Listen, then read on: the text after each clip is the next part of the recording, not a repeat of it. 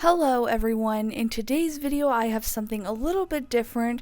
We're going to be in the sketchbook today and I'm going to be practicing portraits. These are the 4 portraits that I'm going to be trying to emulate today, not exactly, but just to get some practice in. So I'm starting off with the first one, which is the girl in the beret. And I don't really start my sketches off in any one way in particular. It takes practice to know how you want to start your sketches, and honestly just a lot of trial and error, but I'm starting off this one with the face and just creating the shape and then blocking out all of the details.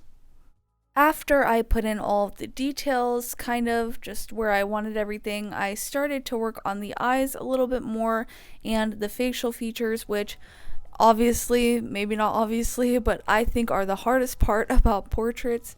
So I just started by blocking them out, and it's most helpful to work on the same parts at the same time. So if you watch, after I make each line, I go from the right side to the left side. It's a lot easier to do that in sections as opposed to making a whole eye on one side and then trying to recreate the whole other eye on the other side. It works better to take it into pieces and break it up into smaller parts, so that's what I'm doing here. And then I'm adding a little bit more shading just to make it look a little more dimensional. I approached all of these portraits in a little bit different ways, but for this one I decided to create some more context around her, so I shaded in the the beret, and then I also shaded in the coat a little bit and created that kind of environment around her, so it wasn't just her face but also a little bit more context as well. And then I also gave her eyelashes. That's always the last step for my female portraits, is to give them the eyelashes because that's just fun.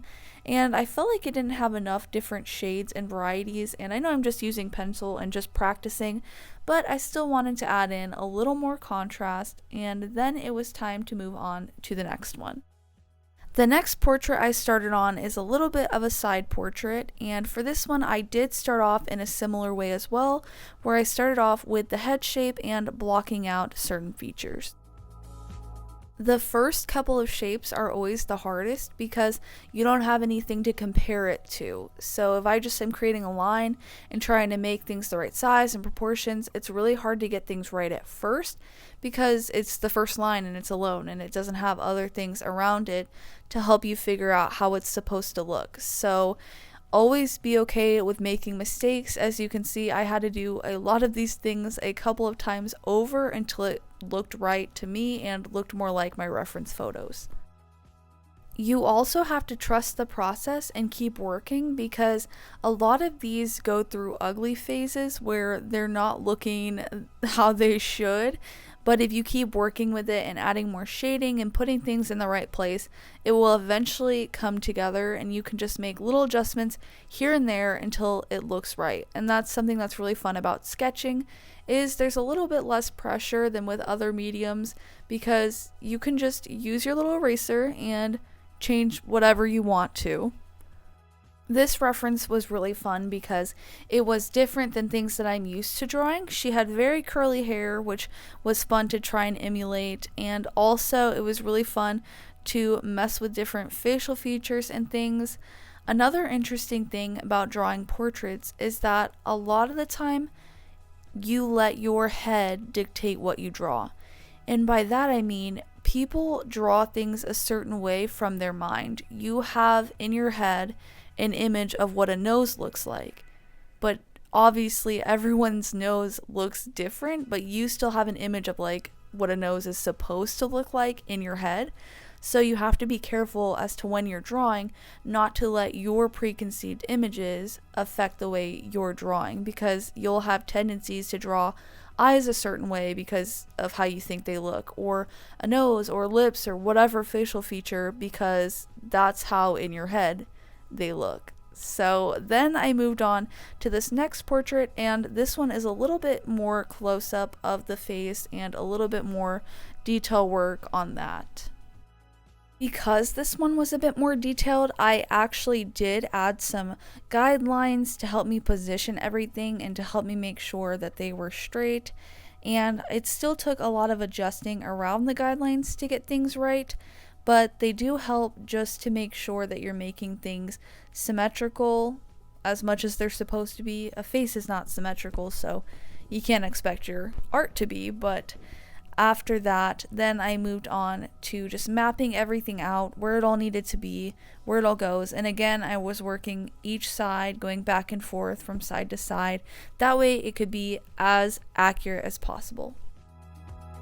For this one in particular, adding in the features made it easier to see where the outline of the face was supposed to go, because sometimes you make the outline of the face and then that helps you dictate where the features go, but in this case I kind of just made a rough shape and then smoothed it out later before I did anything else.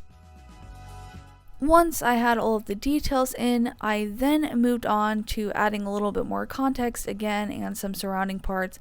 I wasn't trying to concern myself too much with the outfits or the environments or anything like that. I just wanted it to be focused on the portraits and what the people looked like, and if I was matching up their likeness to my pictures. And then this one was fun because I got to add glasses on her, which was a lot of fun. Glasses are always fun to add on your drawing. And it's also a challenge because when you first start out, at least the way I did it, I was trying to imagine what she looked like without her glasses on, which was kind of a fun challenge as well. But then I added some final touches and some final shading. In this case, she was wearing lipstick, so I darkened the lips.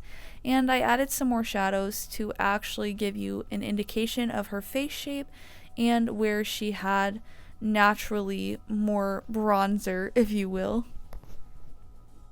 Then I moved on to the final portrait, and this one was really fun. It was kind of like a 60s type of makeup inspired look, I think the makeup look was, and so that was going to be really fun to draw. And it's also fun because makeup distorts your features, obviously, so it makes them look a certain way and makes you perceive them in a way that's different than they are. So her eyes in the photo obviously looked really big because she was wearing a lot of makeup, but in reality they were not that big. So I started off by trying to draw the outline, and at this point right here I absolutely hated it, and I considered erasing the whole thing and not doing it at all, but I just kept going and working with it because I didn't see any way that I could make it look more like the photo yet.